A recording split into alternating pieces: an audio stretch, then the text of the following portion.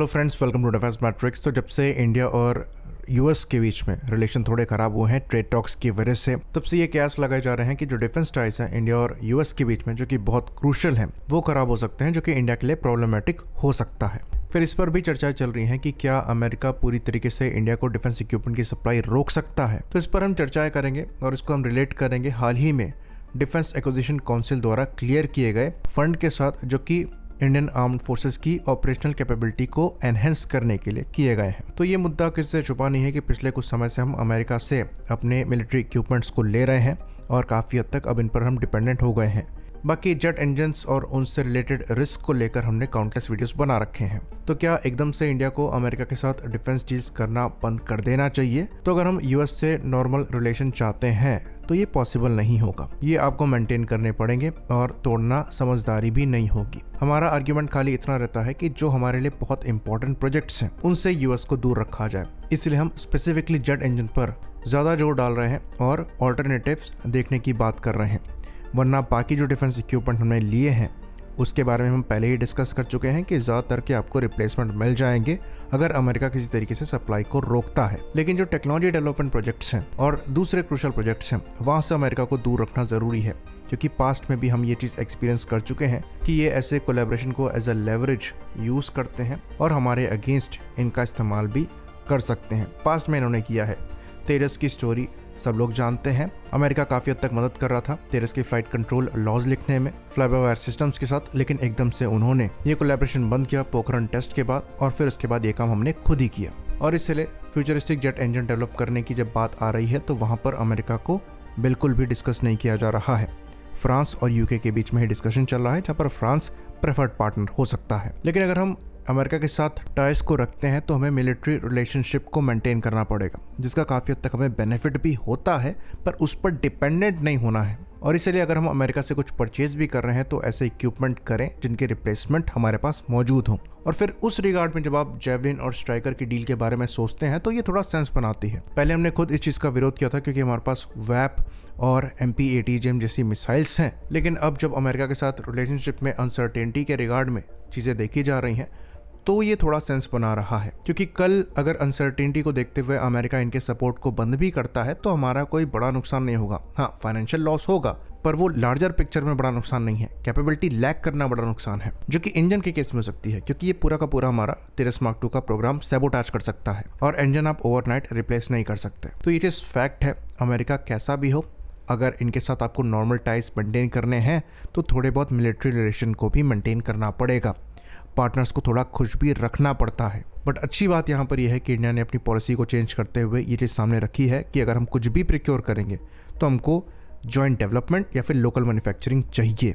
और जेवलिन के साथ साथ स्ट्राइकर के केस में अमेरिका इस चीज़ को लेकर तैयार है। तो F-35 को लेकर ये न्यूज़ आ रही है कि इंडिया F-35 में इंटरेस्टेड नहीं है, और ये चीज़ हमारे हिसाब से बहुत अच्छी हुई है, क्योंकि वहाँ पर भी कैपेबिलिटी कॉम्प्रोमाइज़ की सिचुएशन बन सकती थी। हमने ये डेडिकेटेड वीडियो में एक्सप्लेन किया है कि कैसे ये प्लेटफॉर्म हमारे ऊपर ही जासूसी करने के लिए इस्तेमाल किया जा सकता है। लेकिन जो दूसरी डील्स हैं जो कि लेस डैमेज करेंगी, उनको हम यूएस के साथ कर सकते हैं। तो DSC ने जो क्लियरेंस दिया है उसमें भी ये चीज़ क्लियर हो जाती है कि इंडिया और यूएस के बीच में जो डिफेंस रिलेशंस हैं वो मेंटेन किए जाएंगे, उनकी कोशिश हो रही है।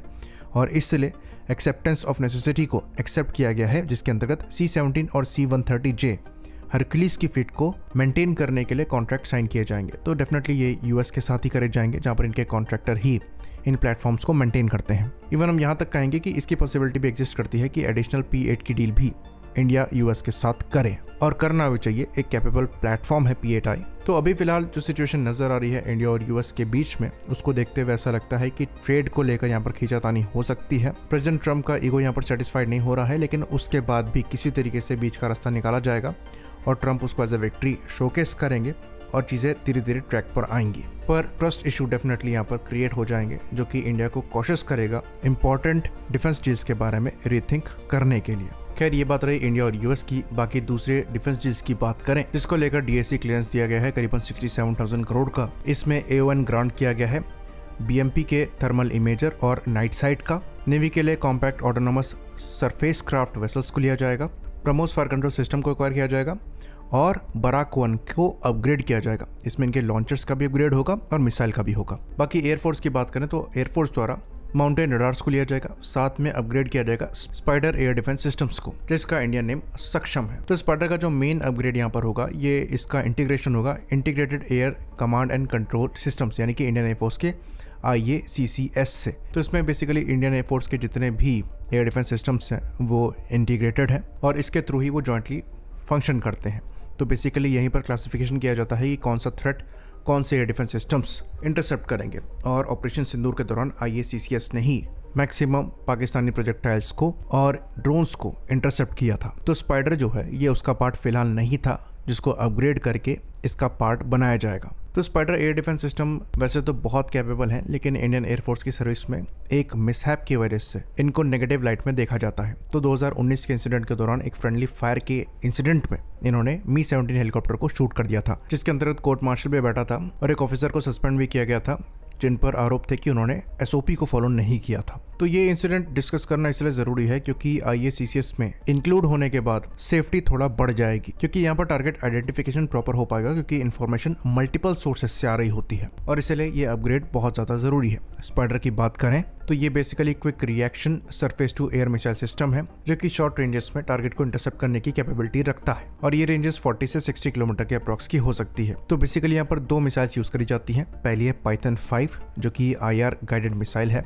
और ये एक शॉर्ट रेंज की एयर टू एयर मिसाइल है। दूसरी है डर्बी, अगेन ये एक एयर टू एयर मिसाइल है जो कि BVR कैटेगरी में आती है। तो डर्बी मिसाइल की रेंज बहुत ज़्यादा नहीं है, खुद इसकी रेंज 50 से 60 किलोमीटर के अप्रॉक्स की बताई जाती है, लेकिन इसके लॉन्गर रेंज वर्जन भी आ रखे हैं, जैसे कि iDerby ER में आपको ड्यूल पल्स मिल जाती है, रेंज एक्सटेंड होकर 100 किलोमीटर तक एयर टू एयर मोड में मिलती है, जो कि सरफेस टू एयर मोड में आपको 70 से 80 किलोमीटर के अप्रॉक्स की मैक्स रेंज देनी चाहिए। तो इंडिया द्वारा स्पाइडर एयर डिफेंस सिस्टम्स को 2009 के अराउंड क्लियर किया गया था।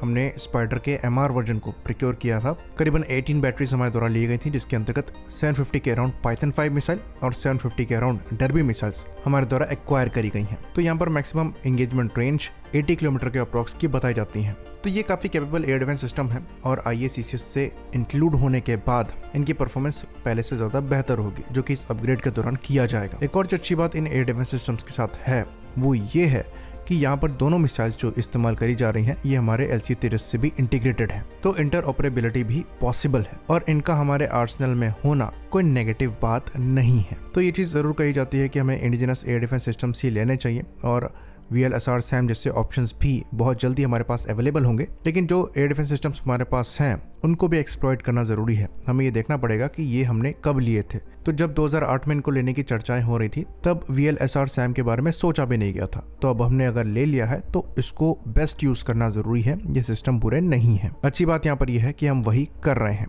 आई होप इन्फॉर्मेशन यहाँ पर क्लियर रही हो। इसी बात पर इस वीडियो को हम खत्म करेंगे। लाइक करिए, सब्सक्राइब करिए। जय हिंद।